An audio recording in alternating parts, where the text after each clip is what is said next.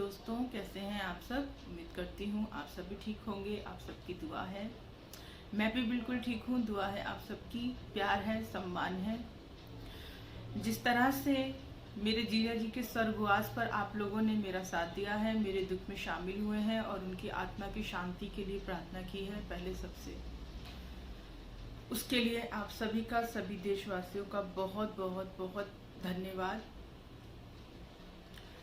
अब मैं बात करूंगी उस मुद्दे की जो इतना गंभीर विषय है कि इन हालातों के बावजूद भी मैं अपने आप को रोक ना पाई उस पर लिखने से, और आज मैं मजबूर हूँ इस वीडियो को बनाने के लिए, क्योंकि मुझे ऐसा लगता है कि ये बहुत ही ज़रूरी है। वजह यह है कि किसान सड़कों पर है, लेकिन जो काम मीडिया का होता है इस विषय पे जानकारी देना, किसान सड़कों पर क्यों है, जानकारी नहीं दी जा रही है।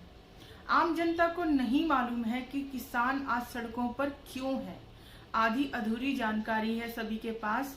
और बीजेपी के जो लोग हैं, जो ये आरएसएस के चड्डीधारी जो ये लोग हैं, इन्होंने एक झूठा प्रोपेगेंडा फैला रखा है कि किसान जो ये आंदोलन कर रहे हैं ये कांग्रेस की चाल है।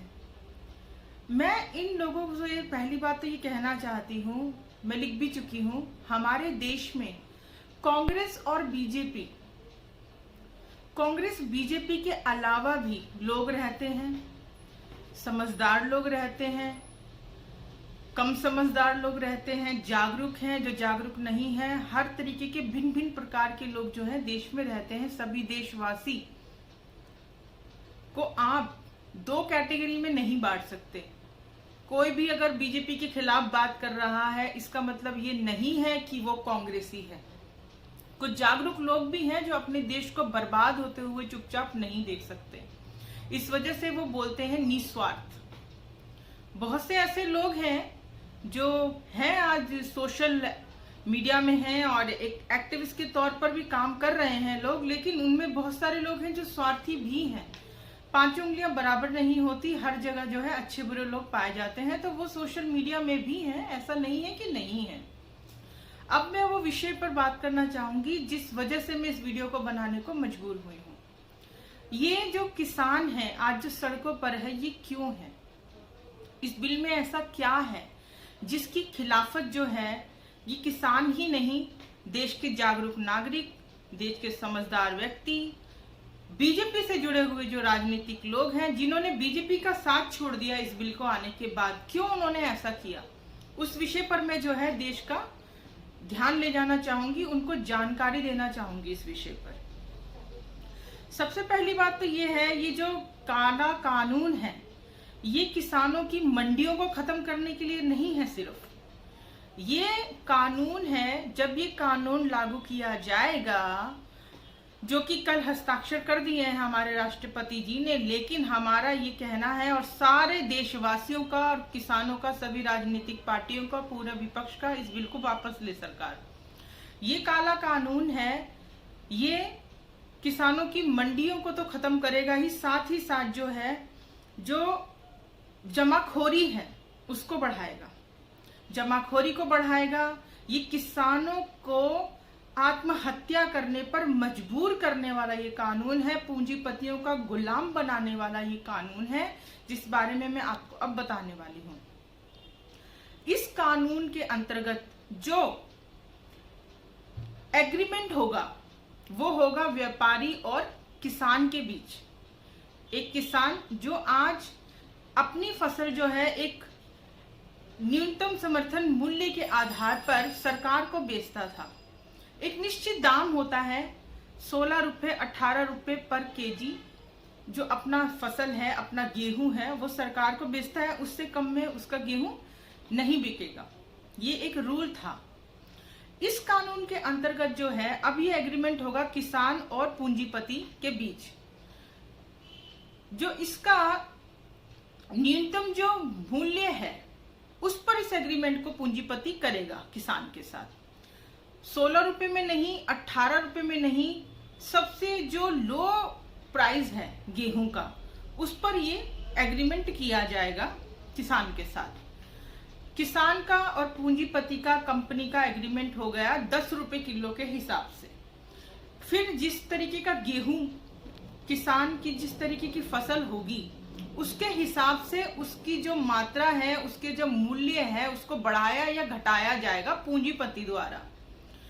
ये जो सारा काम है ये बीच में वो लोग करेंगे जिनको सरकार हायर करेंगी, जिनको नियुक्त किया जाएगा, जिन अफसरों को, वो किसान और पूंजीपतियों के बीच में इस चीज को पक्का करेंगी कि ये जो धान है, ये जो गेहूं है, ये जो फसल है वो किस कैटेगरी की है। किसान को उसके हिसाब से बिल दिया जाएगा, पैसा उसका दिया जाएगा। किसान अगर ये कहता है कि मेरी जो गेहूं है वो 16 रुपए 18 रुपए वाला क्वालिटी का है, लेकिन पूंजीपति अगर रिश्वत देकर उस अफसर को ये कह देता है आप इसका जो गेहूं है वो आप 10 रुपए वाला घोषित कीजिए लिखित में, तो किसान जो है इस गुहार को लेकर कहीं नहीं जा सकता। पूंजीपति की इस गुहार को लेकर किसान कहीं नहीं जा सकता, किसी से शिकायत नहीं कर सकता। न्यायपालिका को इस बिल से दूर रखा गया है, बाहर रखा गया है।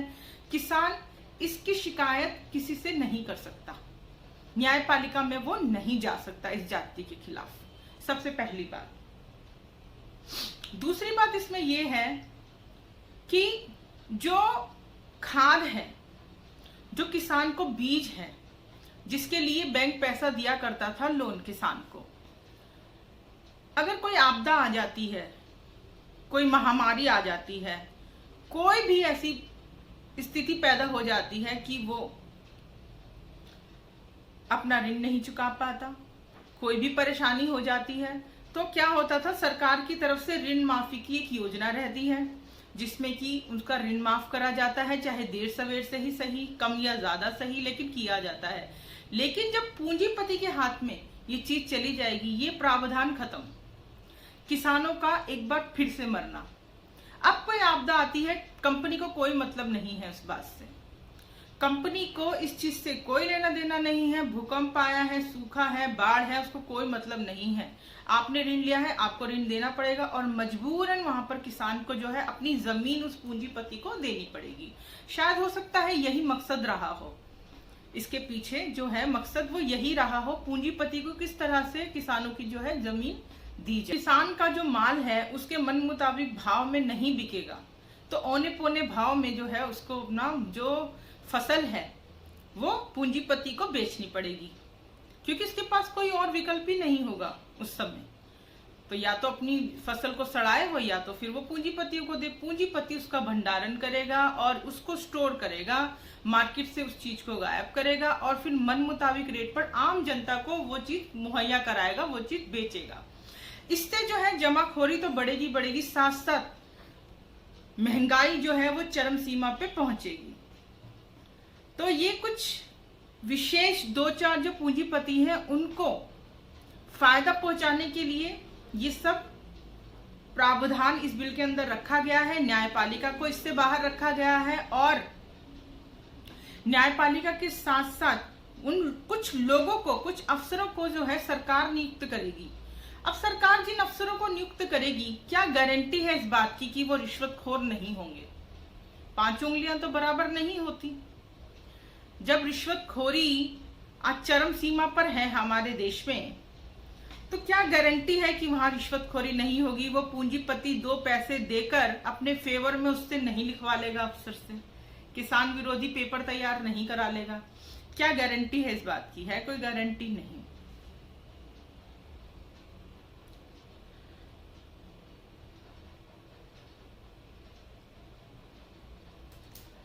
तो कुल मिलाके ये है कि ये जो काला कानून है ये पूरी तरह से किसानों को, पूंजीपतियों को गुलाम बनाने वाला, सरकार का, न्यायपालिका का कोई भी हस्तक्षेप उसके बीच में ना हो, जैसे चाहे पूंजीपति उनको उनके साथ व्यवहार करे, उनकी फसलों को औने पौने दाम में खरीदे, उन पर तानाशाही करे। बेसिकली ये गुलाम बनाने की जो एक योजना लेकर ये सरकार आई है, जो कि सरासर गलत है और पूरे देश को हालांकि पूरा देश खड़ा है, लेकिन कुछ अंधभक्त हैं, मैं देखती रहती हूँ, उनके भी मैं कमेंट्स पढ़ती रहती हूँ, क्योंकि मेरा अकाउंट बंद है तो मैं उनको जवाब नहीं दे पाती हूँ।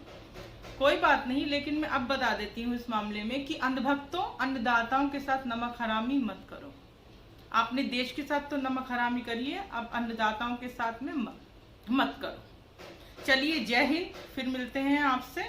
जय हिंद, जय भारत, भारत माता की जय, जय जवान जय किसान।